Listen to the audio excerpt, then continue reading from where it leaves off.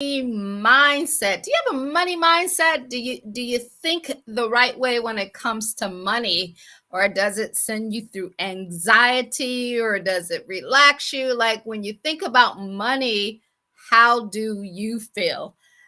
Welcome, everybody. My name is Kathy McReynolds. I am the founder and CEO of Bible Business Academy, where we help you build a business with biblical principles and also our mission marketing strategies.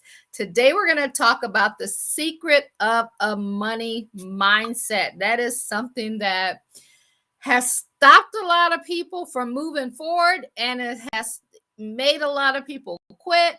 And we always hear, that scripture that talks about it's hard for somebody that's wealthy to get into heaven. So we're going to talk about all of that stuff tonight. So as you come on, say hello. Let me know where you are tuning in from, and what type of business you have. What are you, or what type do you want to start? And also, what is your money mindset? Where are you at with that? Today, guys, we're coming from Proverbs 13:11, where it says, wealth gained hastily will dwindle, but whoever gathers little by little will increase it. So while we're going to get this shared out. If you guys can do me a favor, if you have your show notes, make sure you grab your show notes. And in those show notes, you'll be able to follow along with us. But if you don't have them, no worries. Just grab a pen, grab a paper. And also, guys, if you can do me a favor and hit that share button, I got my phone out. And I also am going to share this out to a few people as well, so that we can help some more people out. How about that? Everybody excited about that? What you guys got going on today?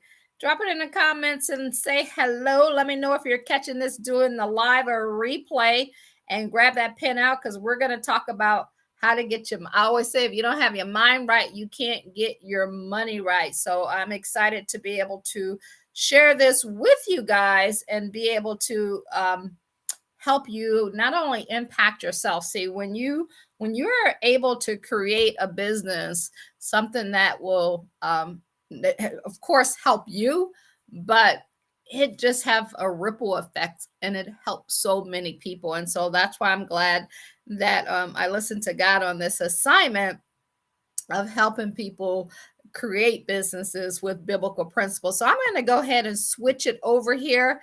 And let me switch to the other side so that I can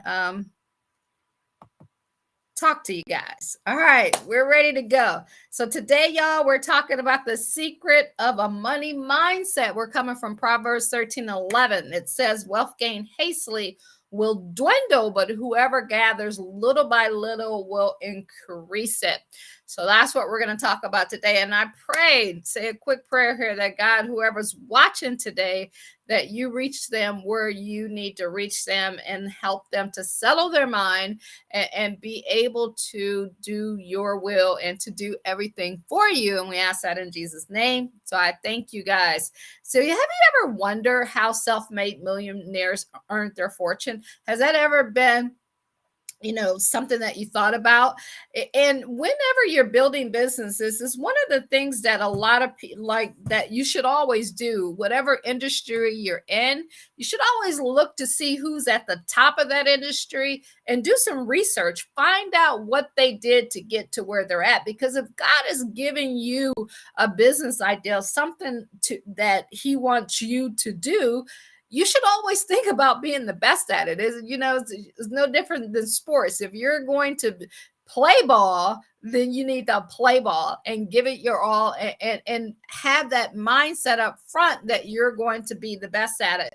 So this is why I'm sharing this topic with you guys today, so that it allows you to see that, number one, it's okay to be wealthy, right?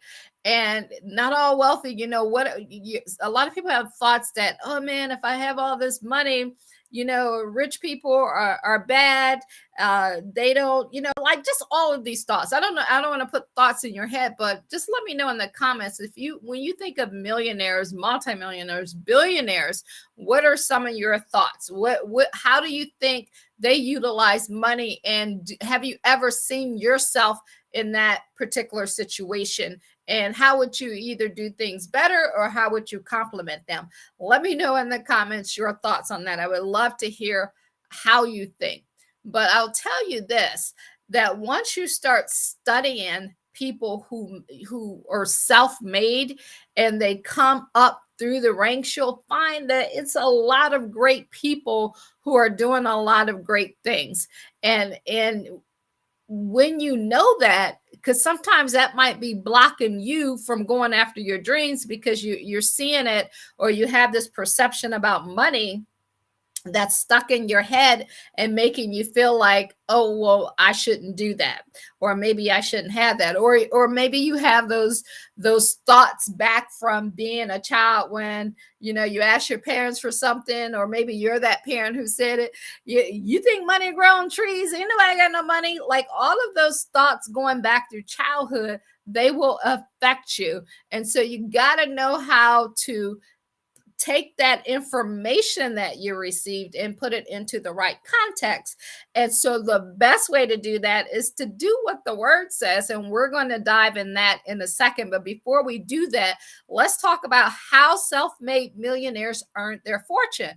There are two types of millionaires. There's self-made millionaires, and those are people who are born into wealth.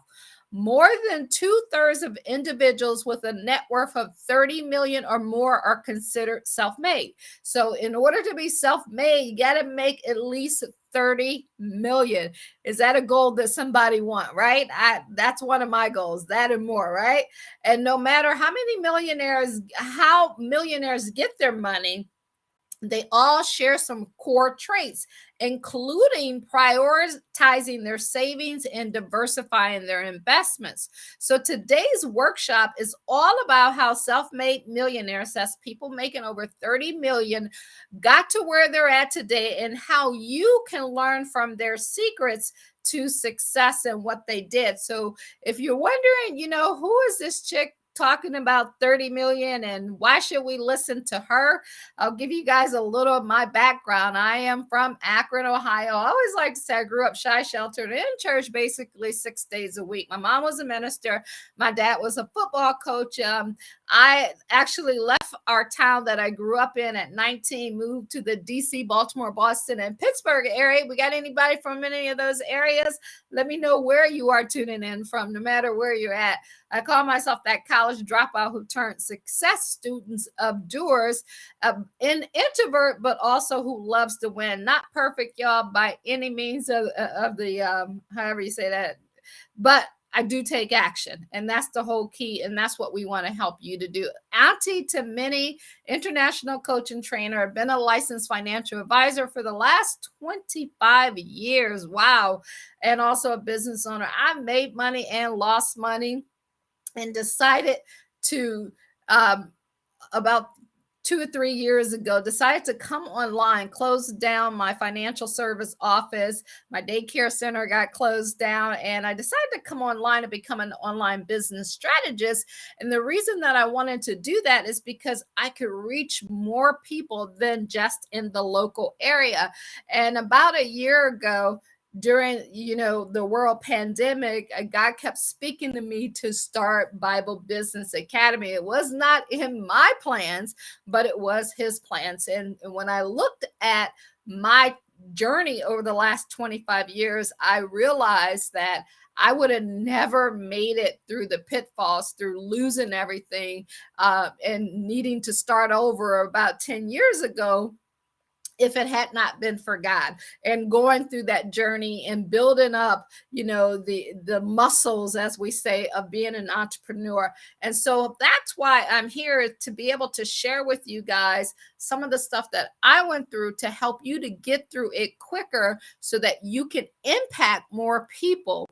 And so let's go ahead and dive into today's topic. And we're going to start with 5 traits of millionaire business owner. And remember, we're talking people who have at least 30 million or more. They're self-made.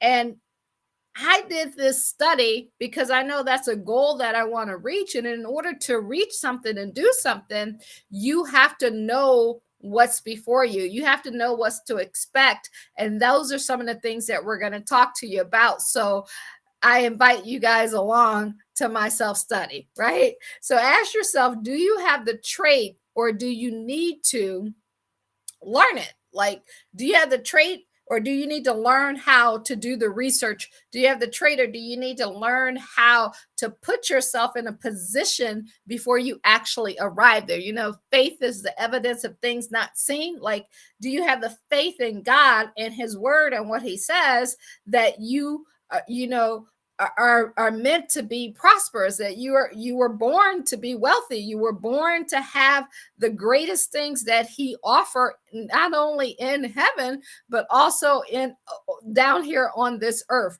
Is that something that you believe? Now, there was a time that I didn't believe that that was possible for me, and it took studying and learning and being around people and reading and praying and seeking for it finally sunk in to say, guess what?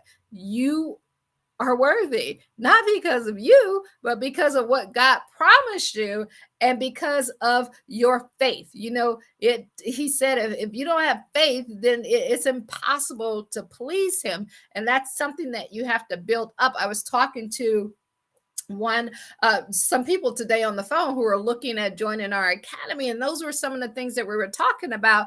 Is you have to build that faith muscle. You have to build that mindset muscle. You got that reticular activator in your head, and it's like a tape recorder, right? It's always replaying what you've been through, what you heard, or what you've done. And so your job is to know how to hit stop or pause whenever that bad information is going through your head, and stop it before it gets out of your mouth so that you can speak things into existence, just like God did in Genesis and throughout the word. Like, whatever he wanted, he spoke it before it actually manifests and it actually happened. And so those are the things that you must do. Proverbs 18:16 said, a man's gift makes room for him and brings him before the great. So what is your gift? What are you put here to do? And whatever it is, you may not even have any idea. We're going to help you with that and help you to determine that as well. But I tell you this, if you exercise that trait and that desire to figure it out, God will put you in the right place in front of the right people to be able to help you to do that. So let's look at the traits that the self-made millionaires have in common. Remember, people making 30 million or more, they set ambitious goals and act upon them. See, it's kind of like, when we're close to the end of the year and New Year's is coming around. And so what do people do? They set New Year's goal. But studies have said that by the third week of January, that all of those goals are out the window. It says it takes 21 days to create a habit, but we say it takes 90 days to get it going. But what it really takes is 10,000 hours of you consistently doing the work and acted on something in order for it to be ingrained in you. Self-made millionaires put their ideas and dreams into actions. There are so many people who never, like, you go to the graveyard, you can have so many dreams of people who had all of these dreams, but their limitations that they put on themselves and the people around them put them on them has made them not be able to realize that. And I promise you, you don't want to go through life and just dream about something. You want to go through life and do something. And even if it doesn't work out the way that you think it's supposed to work out or that you desire it to work out, it's never a loss. It's a lesson. So that's how you got to look at things. It's like, yes, I'm going to go for this. I'm going to give it everything I got. I'm going to trust in God to believe what his word says. And as I go through things, this is one of the things that I think will really help you out. Your mindset should always be, okay, all right, this didn't go the way I planned. Because remember, even God said you have plans, but he will direct your steps. So what do you need me to learn, God? How do you need me to think? Who do I need to meet? What do I need to get better at? What do I need to study? What do I need to improve? Utilize that concept of saying those words out of your mouth instead of, oh man, this didn't work out. Oh, I'm always failing at something I'm doing, or I never make it, or I didn't grow up on the right side of the town, or I'm not the right color or the right sex, or have the right education. Like, if you can get every time you say any of that stuff, then what you say will happen. And so you want to make sure that what comes out of your mouth is speaking things into existence. So you got to learn to like brattle that mouth and keep it quiet. Don't let it come out. You may not can keep that thought from coming into your head, but I tell you this, if you keep going, you can process it where it's only there for a nanosecond, and then you learn how to replace it with the thought that you need to have. And that's something that we teach you inside of our academy. And by the way, if you want to know more about that, go to BibleBusinessAcademy.com, BibleBusinessAcademy.com, and you can download a free report that will give you some of that, and then we can, book a call with either one of my assistants or myself. Next is this: determination is a common driver among many who made their millions without an inheritance. If this is making sense to you, drop it in the comments. And if you follow me, you already know that I can't see the comments to the end, but I always go back and at the end will answer any questions you have. So whether you're watching this during the live or the replay, make sure you go ahead and put your comments or your questions right inside of the comment thing, right? So they also have mentors. People, self-made millionaires have mentors. Everybody, like, if I look back on my life, and even over the last year or so, I've probably spent, I don't know, last couple of years, but 30 something $1,000 or more in training and mentorship and stuff. You have to invest back into yourself. You must learn and get better from people who have what you want. There's always another level. So self-made millionaires don't think they have all the answers. What they do is they seek out who they want to learn from so that they can shorten their learning curve. Many self-made millionaires are quick to admit that they cannot possibly know how to do everything. You don't know how to you just can't know how to do everything. I always think of Henry Ford when we're on this subject, and they were trying to say that he was crazy because he didn't understand something, and I forgot what it was, but he said, what I do know is that I know how to pick up that phone that's on my desk that, we're way back in the time. And I know how to make a phone call and get the answer that I need from somebody who knows more than I do. So if you're that person, and trust me, I get it, I've been there before, who think you know everything, you don't. And that's one of the things that could be holding you back from even hitting a six-figure income, if you think that you know everything. So always know that you have to surround yourself by other people who know more than you. And even in the word, God talks about that each of you have been given different, each of us have been given different gifts, and it's all part of, his entire body. It's like our body. If you take our human body, if I take my head and I separate it from my body and try to make something happen, it's not going to happen. If I cut my hand off and both of them, and I can't use them, they're still, no matter how small, even my little fingertips, these are valuable parts no matter how small. So every single body, if you learn to utilize and find people with gifts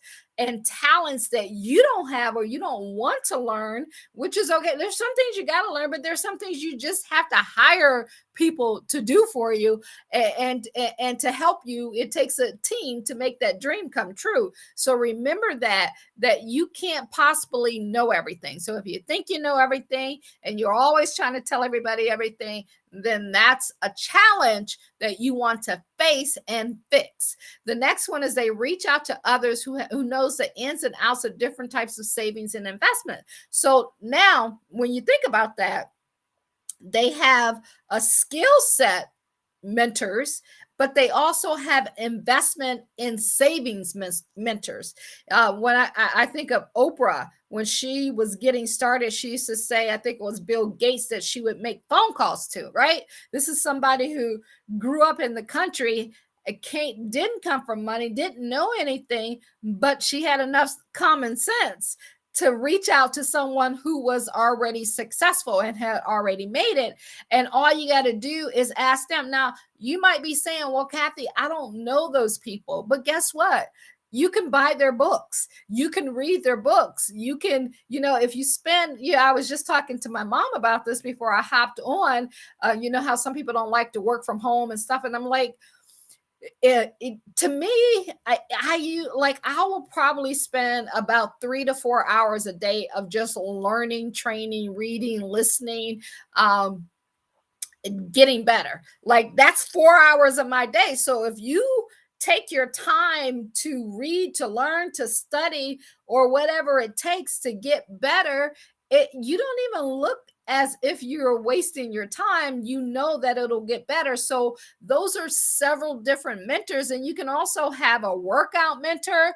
Like there, for every avenue, if you grab our planner, we have 7 different areas where, like, your faith, your finances, your firm, which is your business, your fitness, your fundamentals, and fun, right? So that's seven different areas of your life that you can work on. That could be 7 different coaches that you're working with. So you want to find an expert in that field. If like LeBron wanted to get better when he was coming up in basketball, he would have had to have maybe a fitness trainer and also a skill trainer for basketball. Tim Grover wrote the book, I can't even think of the name of the book, but he trained a lot of athletes that he wrote. It was a great book. Why did I read that? Vince Lombardi reads, I love coaching. So you look at the great coaches and you see what they're doing. So anybody who's in leadership, anybody who has made it to that level of where you want to be, then that's why it's important to learn the skills from them. Is that making sense? Let me know in the comments if that's making sense. Put your favorite money emoji in there for me.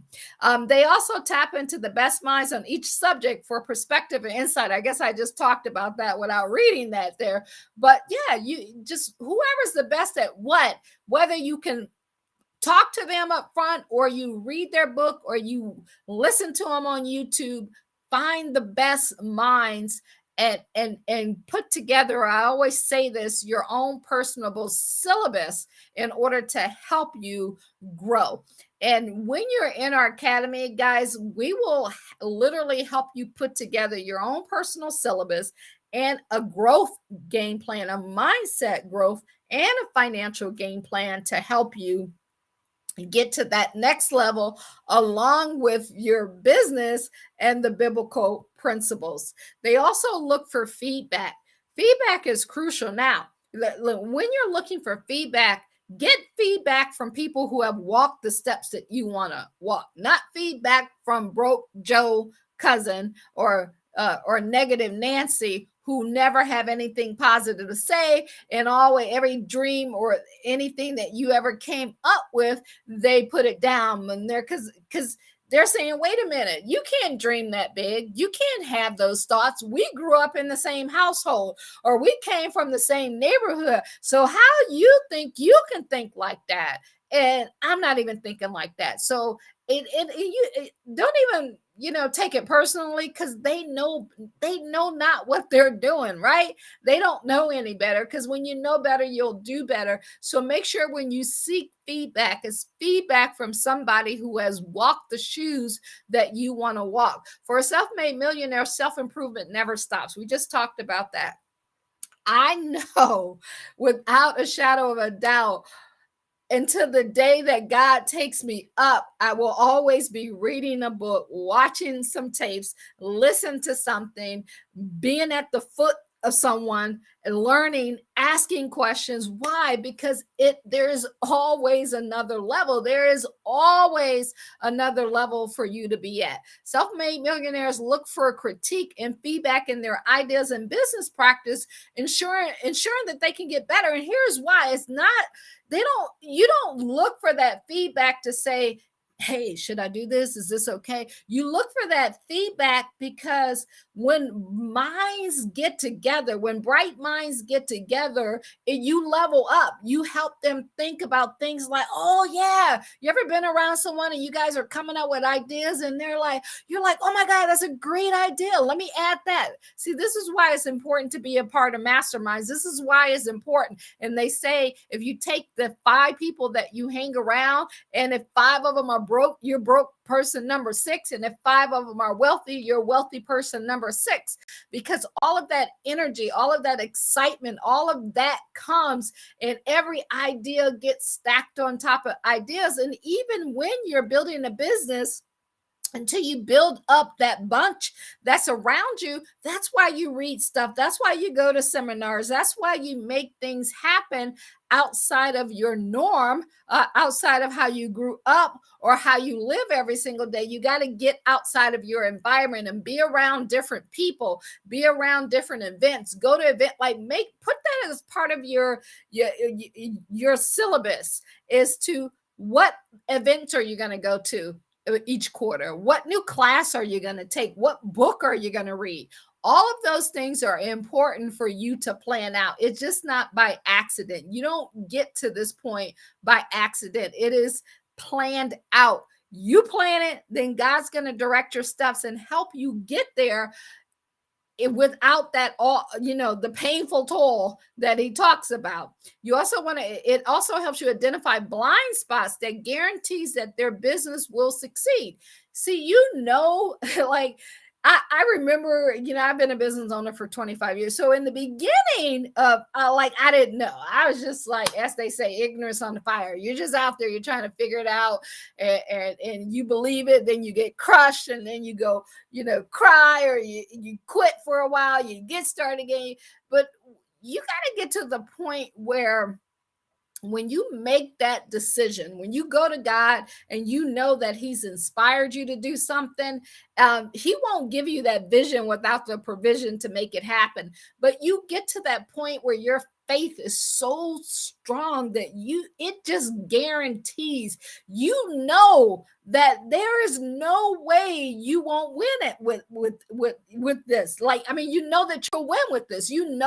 That it will be successful, and that you're going to face trials and tribulations along the way, but you look at each day as a learning session. Okay, what do I learn today? What do I need to not do? What do I need to do? Who do I need to get in front of? What mentor? Like, if you keep having the same problem, then you need a coach in that area, right?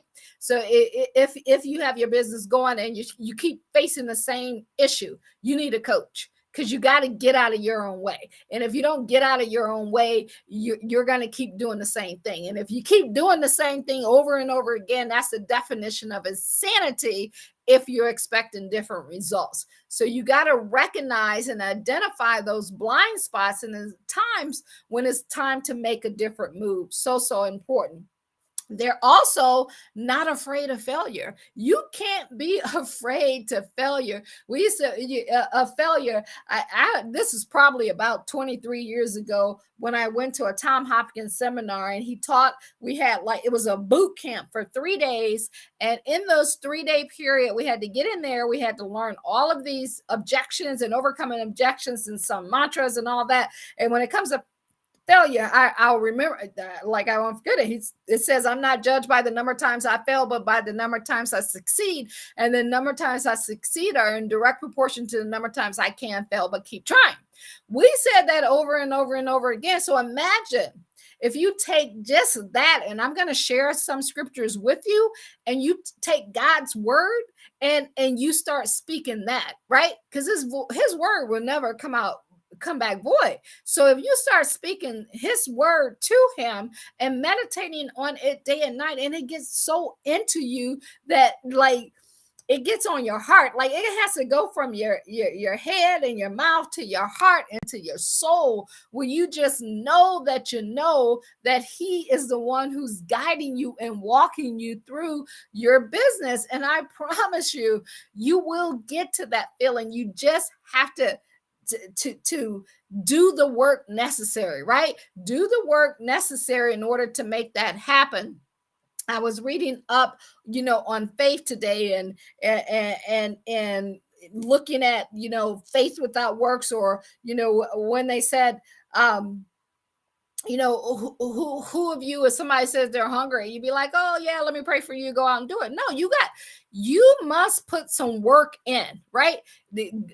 God is not like this, magic genie where he's just going to be like, you want something, if you like, let me have it, then he brings it right to you. No, he got to know that you're ready for it, that you're prepared for it. So you have to take action. If you do your part, you plant that seed, and you have, as when I talked last week, Apollo's water it, he's going to make it grow. Only God can make something grow. So it's important for you to not be afraid to fail. But can you limit the amount of time that you fail? Yes, you can. By how? Seeking wise counsel. Get wise counsel so that it'll help you. Millionaires understand the benefits of learning lessons through their failure. We just talked about that. It's not a loss, it's a lesson. If you make it a loss, and I've been in those loss situations, it could derail you for months and for years and for decades. So every time you fail, remember that you're not judged by the number of times you fail, but by the number of times you succeed. And the only way you're going to create success, the only way you're going to make something happen, is to stay in the game. Stay in the game. Imagine if, you got sports. Y'all know, if y'all listen to me, I love sports. So I'm always talking about that. Imagine if they lose a game and they're like, you know what, we're not playing the rest of the season. That's it. We're done. We're out. We failed.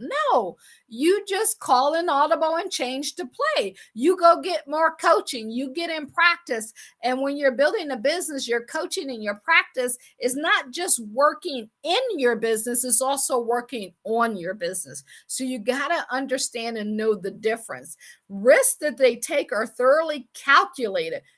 So it's not random, like when Jesus talked about building the tower, he said that he used that parable. Who would go out and say that you're going to build a tower and you don't count the cost? You're not going to be able to finish, and they're going to laugh at you. And he's just not talking about money. He's talking about the sacrifice as well, and all the things that you have to do in order to make that happen. So you must sit down and count the cost.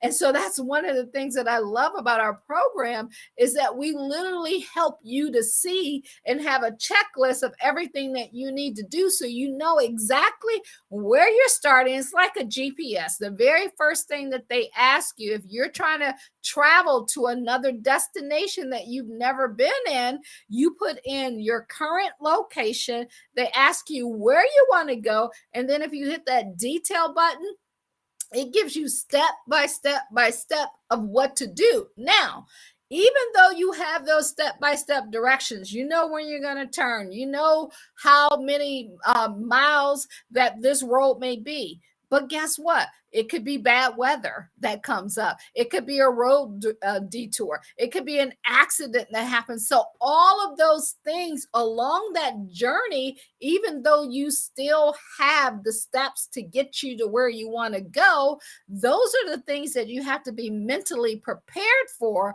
so that it don't stop you in your tracks. Make sense? If that's making sense to you guys, let me know in the comments. Also, if you got questions, make sure you put them in there. And then once they commit to something, they give it their all. Like, once you decide, you got to be all in on it. You got to make that decision. You can't be wishy-washy about something. You got to say, I'm all in. You got to draw a line in the sand and make a decision that no matter what it takes, no matter how many books you have to read, how many hours you have to work, how many seminars you must attend, how many no's you'll get, you must be determined that because God said it's possible for you, it is possible. So you just have to have the faith and do the work and keep going until you finish it.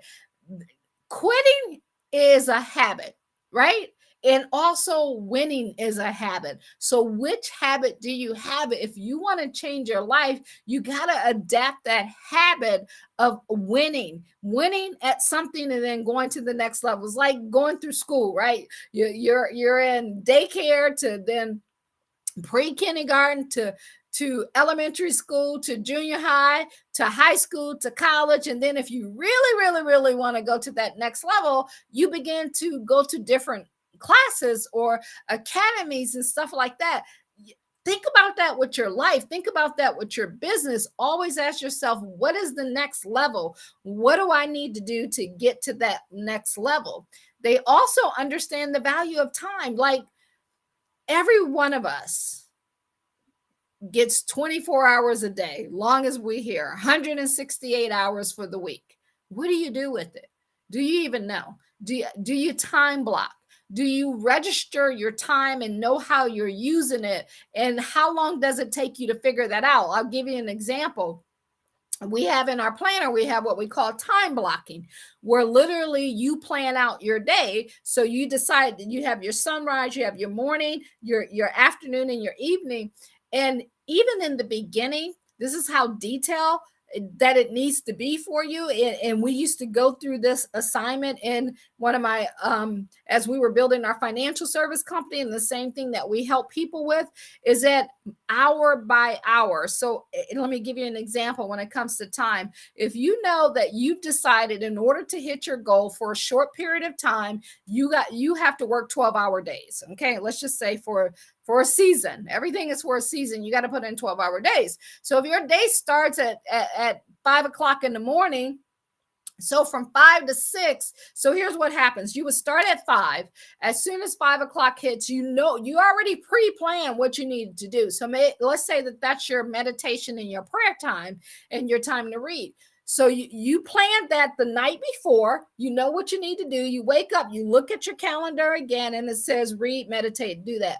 So what you do is you take your timer and you set your timer for 55 minutes. And then once you set that timer for 55 minutes, turn your phone off, turn the silence on, and do what you said you're going to do. Have laser focus just on that.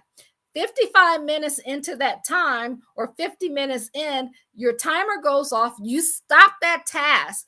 Before you get up and move on to the next task, you just simply look and you say, okay, you evaluate immediately. Okay, did I do what I said I was going to do for the last 50 minutes? Did I do what I said? If I did, should I add more into it? If I didn't, what distracted me? What got me off course? So that when you go back into that next hour at 6 o'clock, whatever's on that list to do, you know what's been distracting you. You know the habits that you have. And so instead of waiting years and decades to find that out, every 50 minutes, you're evaluating what you did, how you did it, what was distracting you, how you were feeling about it, what do you need to change? And because you're doing it like that, you can adjust quickly. It is no different than if you're in the game. See, like anytime you're working, you have to act as if you're playing in a sports game, right? I work as if I'm in sports. So it's like you're the coach of your life. God is the owner of it, right? So you got to call a timeout and you got to evaluate what you did, and you got to be able to fix that. And then at those times, if you see a pattern, that's what you want to look for, of things that you're not doing, then you are able to correct those a lot quicker, or you go get some help. You get a mentor, you get a coach to help you. Like, there are time management coaches out there that will help you with your time. Time is money, and millionaires know that too well. They quickly learn how to manage their time, and they know that there's no reason to trade time for money. See, you trade time for dollars. There are certain things that eventually you shouldn't be doing. As you grow up, as you go up and you're making an X amount of dollars, you want to hire people to be able to do that, so your focus can stay on working on your business, working on yourself, but most importantly, putting God first and meditating on his word day in and day out. Is that making sense, y'all? I'm going to give y'all some key takeaways on that. A survey shows that millionaires share many traits in common, including that we just talked about: money mindset, ambition, value in time, not afraid of failure, knowing when to ask experts for help, and having, I'll say God as their guiding force. Some will say superior being or whatever the case is, but they think outside of themselves. They know that what they're doing is so much bigger than them. And so in order for it to be accomplished, they must have faith and believe in God in order to make that happen. So I'm going to give you 3 biblical money meditations that you can use, and that you can write these down. So you could snap them, take a screenshot of them, and begin, and just, ask Siri, money business meditation from the Bible, right? Make sure you take scriptures and use those so that you can meditate on God's word, so it can get ingrained into you. It says God has told us that he will meet all of our needs. So number one, do you believe that? He said, if I take care of the birds, I'm going to take care of you. Do you believe it's possible for you? If not, like the man said, when it was coming time to heal his child, say, help me with my unbelief. You just have to ask. He is willingly wanting to give you what you need in order to succeed. You just have to ask. So be careful of allowing money and wealth to become your master and your central focus, either by having too much or too little. See, your focus for building a business, it's so that you can say that God gave me this idea, and I took the idea that he gave me and the provisions that he gave me, and I utilize it to create it what he wanted me to create, and I use that for his purpose in order to make things happen. So everything that you do has to be about God and why he wants it done, and that you're doing it for him. And the thing that you get out of that is, well done, my good and faithful servant, because you get your name in the book of life. And that's the exciting part. That's the part that people don't talk about or think about, but that's the most important part about that. So be good stewards of what he's given you.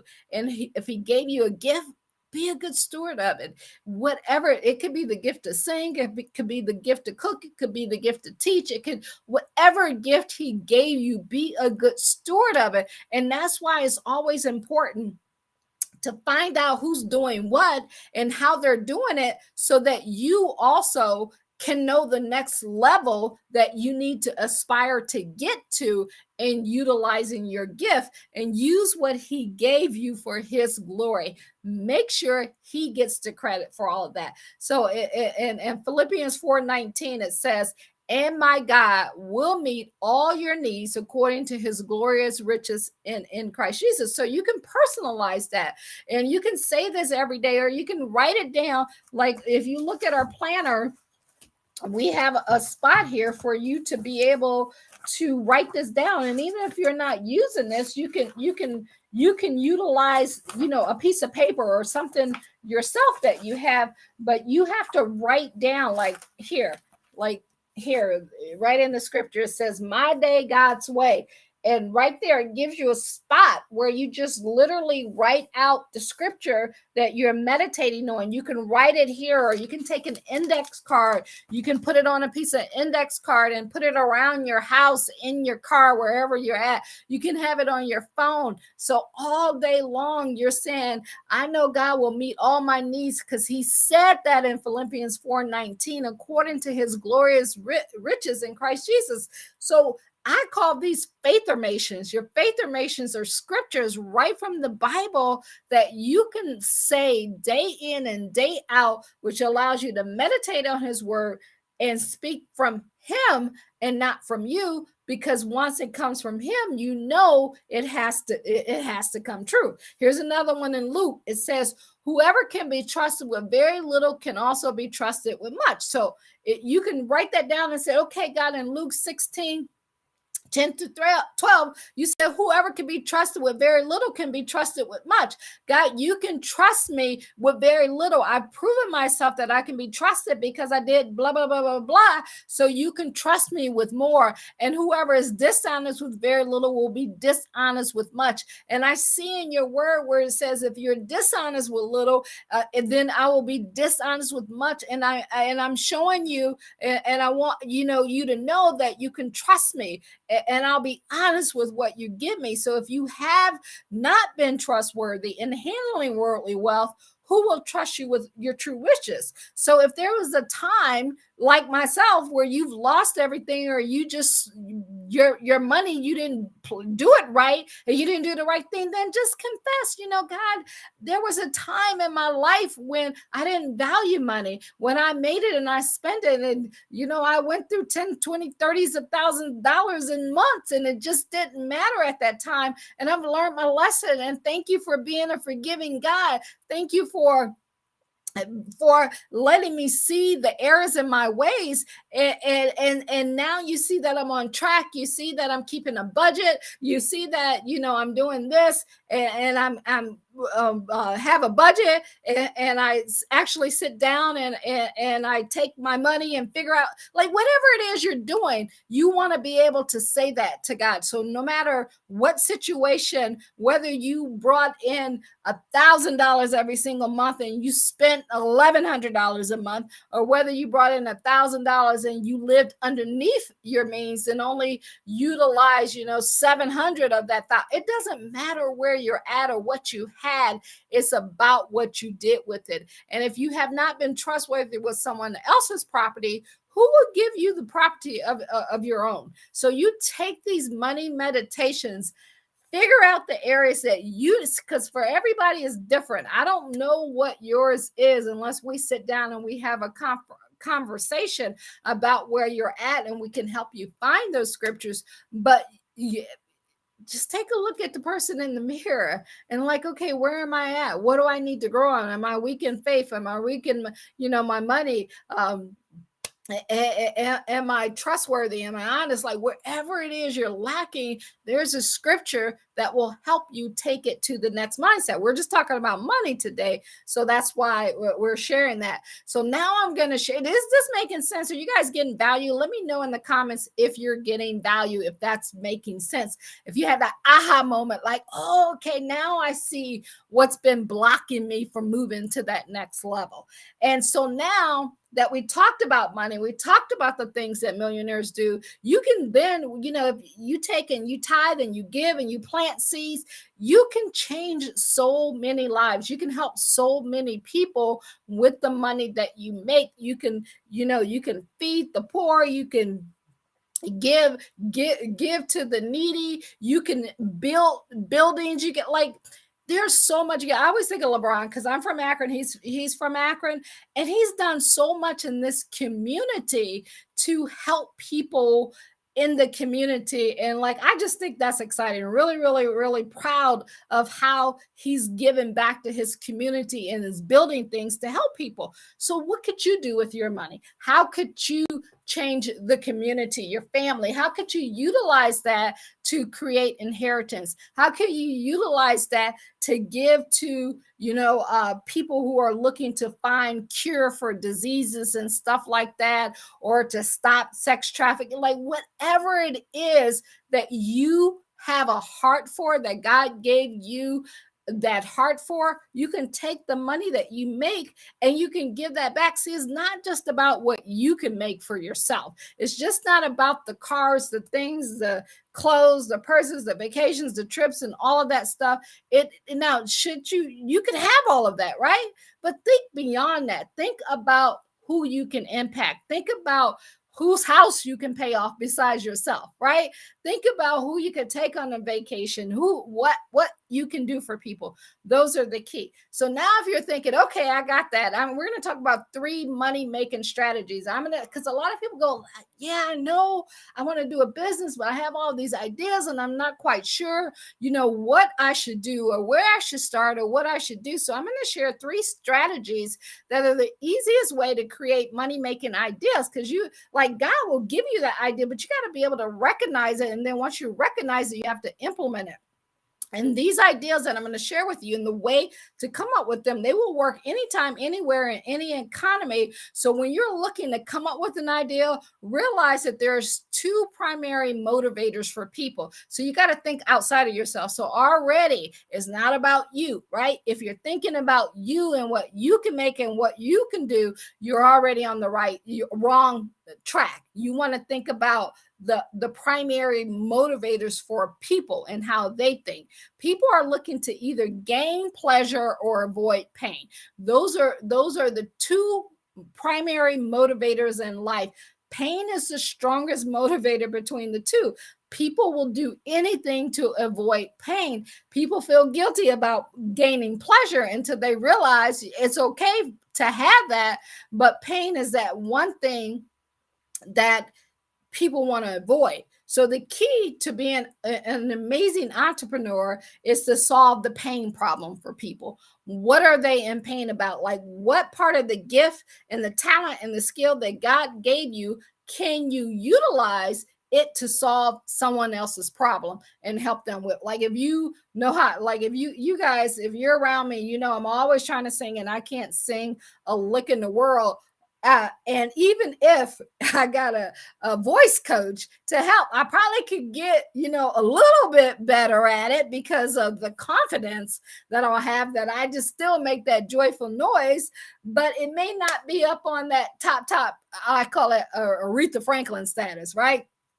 Where you can sing, we can make noise, but that would solve a problem. That would solve the problem that you can't sing, you want to sing, you need help. Or maybe you can't cook and you want to cook, so and someone else, and you know how to cook, so you can solve that problem. Or maybe you avoided a divorce and you know how to fix marriages because you fixed your own, you can help somebody with that. Or maybe you know how to paint very well, you can train and teach other people how to do that because they're looking for a skill. So are you getting that? These are all the different things that you can do to start a business. An entrepreneur is someone who solves problems for people.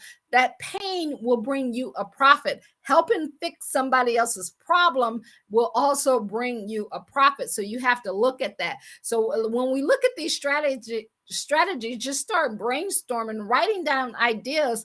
And if you have, an idea of what you want to do and you don't know how to do it, or you want to do something and you have no idea on what that is, start here with strategy number 1. Look for problems. Look for problems in your gift area. This is the easiest way of all to find multi-million dollars ideas quickly. So like, I'm in the business of helping entrepreneurs, faith-based entrepreneurs who want to create a business and showing them how to do it. So the problem that I found is that when people are looking to start a business, they don't know who to trust. They don't know if, because it costs money to be in any type of class. So you're always wondering if I give somebody my money, are they going to help me out? Are they going to be patient with me? Are they going to be able to, work with me and take me through all of that? So part of the way you figure that out is you can get inside of groups who are about what you want to do and find out the comments and write down the comments and the problems that people are facing and the questions that they're asking. When you join our academy, in that very first week, towards the end of the first part, we work on your mind and your money, and then we give you this 25-page document that literally teaches you how to go find the problems and to operate not from your thought, but from other people's thought. And that it may not seem like That's a big deal, but it's a huge deal. You guys can't see it here, but I got a big old board with like 30 different issues that people face. And when I used to go live every single day, I would just literally go inside of groups or look in comments, and whatever I start to see a pattern for that everybody was complaining about or needed help with, then that's what I talked about in my live. That's what I would come out and that's what I would talk about. And then people are like, oh my God, like I was just thinking about that. And how did I find that? Because I went and did the research. I went and sought out, I listened more than I talked, and I went to search for the problem, because this is how you do it. And here's an example. Christopher Reed, horseback accident opportunity. Once he had that accident, somebody came up with seatbelt for horse riders. So that solved that was a problem. And you're on a horse and it goes up, you can get, knocked down and paralyzed. Here's another one, multiple keys for different locks opportunity, a master unlocker, a remote for all locks. So if you lose your keys, you don't have to worry about getting something for every single one. Somebody came up, they solved the problem. And the problem they solved is they got a master key. Here's another problem, baggage hassles at the airport. The opportunity was to check your bag from the hotel all the way through to your final destination once you get on the plane. And like when I was doing the research and I wrote this down, I thought about that. When we used to win trips in our financial service company that we had, the sponsors who sponsored that, when we arrived at the airport, we would not see our luggage again until it was in our room. Like we didn't have to carry it through the airport. You didn't have to carry it on the bus or any like you put it in to the plane. The next time you saw it, it was literally inside of your hotel room. How awesome is that, right? So somebody solved that problem, because people don't want to lug their luggage all around, worry about where it's at, or carrying it, sweating it, and being tired from that. So they solved the problem. So when you look at those ideas, what problems can you solve in your gift area, in your niche? How can you solve that problem? And then how can you niche it down? We always say niche it down to where it's a group of people that you can relate to. Like throughout my 25 years, we used to have Bible studies. We used to do so much with the word, but it was not something I ever really talked about on the outside. So when God kept bringing this to me, I'm like, but then I'm like, you know what? It's what you do anyway. And then from the moment that I just made a decision to decide to go all in, it has been the best decision ever. And it's not like working. When you're solving problems for people, you will find that what you do, you can do it 24/7, even if you are not getting paid for it. And it's not like working. It becomes a natural part of you. And when you can create a business like that, it will get you into the millions a lot quicker than anything else, right? Because do you still have challenges? Of course you do. Are things still going to come up? Yes, but you're looking at the end game. You know what it looks like, and you know why it's important not to quit, and you know how not to let your feelings dictate what you do for the day and all that other stuff. So what you want to do for an exercise, guys, is just write down in your particular gift or your niche or what you're good at. Look for some problems. Write down like 3 or 4 right now, and then go to groups who have who talk about that particular problem. That's one of the big things that Facebook and LinkedIn, are really big on, and see what people are talking about, see what problems, and write those down, and then just put a little hashtag by every time you write that problem down. And then once you tally up all the hashtags, see what the biggest problem is, the top 3, and of those 3, you can just decide, okay, that's the one I'm going to focus on to $1 million.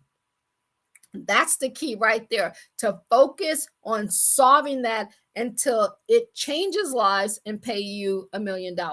Yes, you're going to have multiple streams of income. Yes, all of that's going to come in, but there's ways in the beginning, if you can have a single focus on what, like, just like with God, you got to have a single focus just on him as your God and no other gods, in front of him. You got to think that same way with your business opportunity, because you can't, a double-sided man is unstable in all his ways, right? So if you're trying to do this business, and that business, it's a lot harder. Now, if you have a full-time job and you're trying to start your business, you still got to divide your time and your mind between that, but it's still a single focus, one business until you hit 1 million, and then life will begin to change after that.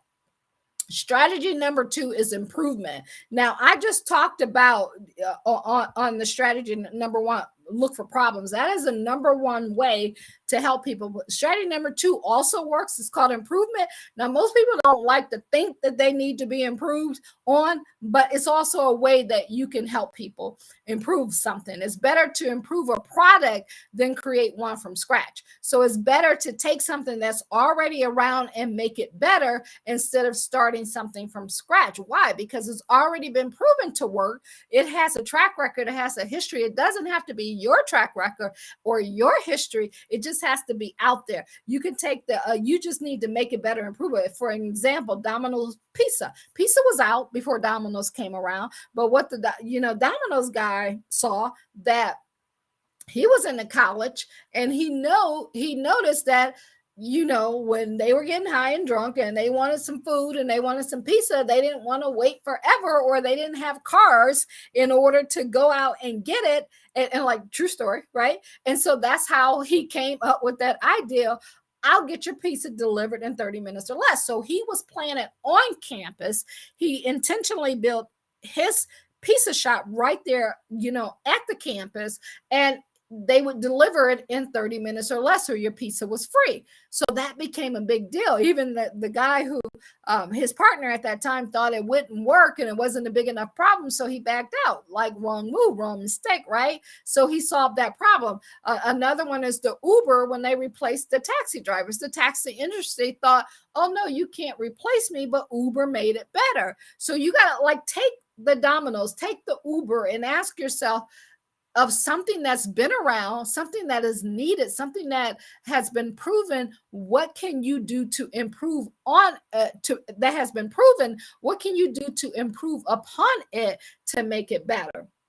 So here's your exercise for this improvement section. Name 3 products or service that you can improve, and write down how can you make it better, and what you can make bigger, whether it's bigger, smaller, lighter, more durable, easy to use, more convenient, quieter, louder, more colorful, better service. Like, what can you do better? How can you one up it? How can you improve it? And then list those ideas down. This is how you brainstorm in business ideas. This is how you make that decision on what to do next. Strategy number 3 is model a proven winner.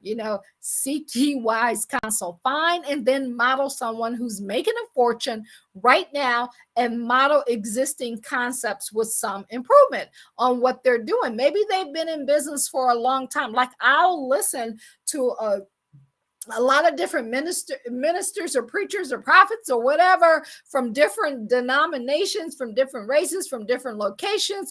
I'll listen to like a lot of my training and messages of what I'm doing. I'll listen to what they're doing. I'll listen to a lot of people who have classes and they're teaching and they're training. I want to see how they're doing it, what's working, and then you're thinking, okay, how can I model that? How can I make it better? They call it, we used to say, you're hacking, you're funnel hacking. That's how life is. There is nothing new underneath the sun. So this is where you start. And then once you get to the point where you have millions, over that 30 million plus, then you can begin to create different things. Then you could, some of y'all are watching this on Facebook. MySpace was around. So Mark Zuckerberg just figured out how to make MySpace better, and that improvement was Facebook, right? So these are things that you can look at. So you and use a method called lag time, which is the time it takes for a hot idea to go from one geographic region to another. So you might just start your idea locally, get it going locally in that one demographic. And then once you get it there, you can start taking it out to the different states and then out to the different countries. So all of those things that you can use to figure out how can I improve on that. So in order to do that, you want to look in different publications like Entrepreneur Magazine or Fast Company Inc., like any best franchise, whatever it is that you want to do, look to see who's already doing it or who's the top leader. If you're not in a position to pay them, who else can you pay to help to get you to step one? Then who else can you pay to help get you to step two, to step three, and all of that? And people go like, well, man, would I pay that? Like, come on, that, like, think about it. People will pay $1,000 for an iPhone. People will pay $4,000 or $5,000 for a TV. Price is only an issue in the absence of value. If you know that your end game is to be a self-made millionaire and to make over 30 million, and you're not willing to invest, 1,000, 10,000, 20,000, 30,000 into your life and your education, so you can people do it all day long for college, right? To learn from someone who hasn't even experienced what they're teaching. They're just teaching it by theory. So you have to know what the world is charging, and then you have to put yourself at the top, never at the bottom. Never discount yourself because you're new at something, because your experience and your gifts that you have has positioned you to be able to charge what you want to charge, and the right people will pay a price if you can bring them that value. So look for proven franchises, look for infomercials on TV, radio, internet. Find proven models. So those three strategies are the strategies that you can look at. You can also, like, here's an example: self-serving frozen yogurt business, franchise. Or do you start it or you own it? Or you got the Orange Theory Fitness franchise. Do you start it or you own it? Like, those are different things. I have like Ice Fit Studio, where we help other people be able to set up their own body contouring. You can look at the daycare centers. There's different models out there that will have tutoring that you can get a franchise from. Like, how can you take what's out there and make it better? How can you model it? So list all of your ideas, take all three of those strategies, write them out, and see which one resonates with you the best, which one makes the most sense, and then put a plan in place. So I hope that brought you guys value today. If you need help in taking that idea out of your head and those daily disciplines needed in order to create success, and you want to do it with biblical principles, we want you to join our movement. Our goal, y'all, is to impact millions of lives around this world. So we want to help you grow in your faith and finances through entrepreneurship. So if you need help with the secret of a money mindset, how to get your mind right so you can get your money right, go to BibleBusinessAcademy.com. Go to BibleBusinessAcademy.com. Once you get there, you're going to get a free report on how to build a business with biblical principle. Read it. Like, just don't download it and don't look at it. Read it. And put your right phone number in there, right? Because I'm going to call you and say, hey, or one of our teammates is going to call you and say, hey, did you get your report? Did you get a chance to read it? What ideas did you come up with? Even if you don't do anything with us, when you get off the phone with us, I guarantee you, we will spark some ideas into you to help equip you to either, go out and do it on your own, or get it done quicker with us, or go to someone else. I don't care who, whatever is for you is for you. Who you're meant to be mentoring with is who you're being meant to be mentoring with. But our goal is to bring you value. So we want you to book that strategy call. We also have a gift that awaits you that we want to send that out to you. And this was one of the areas that I said, okay, I've done a lot of online courses. I think I've had two people that have sent me something in the mail of the 10 or so courses that I've done. So I rather send you things, give you things that you can physically look at and touch. And then on top of that, we won better at. This one lady said, "Oh my God, I never expected all of this." And and that's the element of surprise. That's what you want to do. You want to make people feel better. So if you want to know more about this and how this works for you, and if you already have a business started and you want to scale it, and also do better at marketing and advertising, or building you a sales team, that's what we can help you with. Let us show you how to do it. Let us save you the time. So you can text money to 1-833-BIBLE-BIZ. We'll get back to us, or you can go to BibleBusinessAcademy.com, put your information in, and we will give you a call, or you can give us a call. And I'm going to switch back over here, and let's see if we have anything in the chat. Let me go ahead and hit that chat there and see what we have there. Let's see.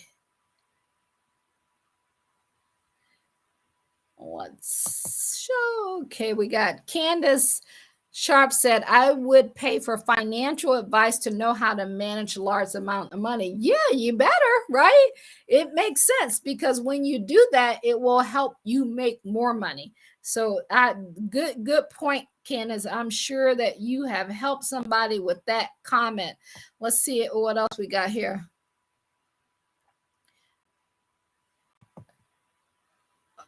Oh, Sean said, "I need this." Yes. She also said she had to step away. Well, hey, when you're catching this on the replay, Sean, we got you. Just go ahead and give us a call, and we can help you with that. And let's see. Candace also said, yes, it definitely makes sense. So, guys, if I don't see any more comments here, I appreciate you guys. Let me go ahead and switch that over. Let's go back to the captions here. So if you have any questions and you want to know more about this, you can download our free report at BibleBusinessAcademy.com, BibleBusinessAcademy.com. Go there, download the report, read the report, watch the little short video there, and then book a call with us. You can go on Calendarly and book your call immediately right away. I appreciate you guys. If I don't see anything else out there, you guys have an awesome day. You can catch us here each and every Thursday with different tips and trainings on helping you to be able to grow your business, be able to get to that next level. And wherever you're watching us from your favorite channel, whether it's LinkedIn, YouTube, or Facebook, be sure to subscribe and get notifications so that you know when we go live. And if we add anything additional into that, you'll be the first to know. I appreciate you guys. Love you guys. And I pray that God guides your heart into the right direction of where you need to be and what you need to do. And just remember, give him all the glory and the thanks, because all of this is for his glory, so that we're doing what he wants us to do and doing his will. I appreciate you guys. I love you guys, and have a great day. And we shall talk later. Bye-bye. Hold on. All right. See y'all later. Have a good one.